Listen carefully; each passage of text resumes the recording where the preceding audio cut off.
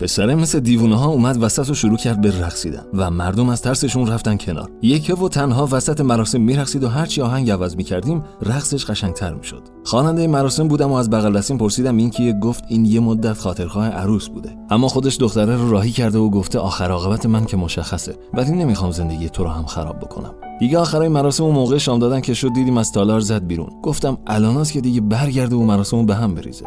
از سر کنجکاوی رفتم پیگیرش شدم و چیزی که میدیدم باور نکردنی بود. پشت در تالار حدود 100 تا موتور وایساده بودن. پدر و مادر عروس و دومادم که خیلی ترسیده بودن زودتر مراسمو جمع کردن و راه افتادن سمت خونه. تو راه پشت سر ماشین عروس 100 تا موتور بوق بوق زنان حرکت میکردن که جلوتر از همشون همون پسره بود. من از دور میدیدم که هر از گاهی دستش میره روی صورتش و انگار داشت اشکاشو پاک میکرد.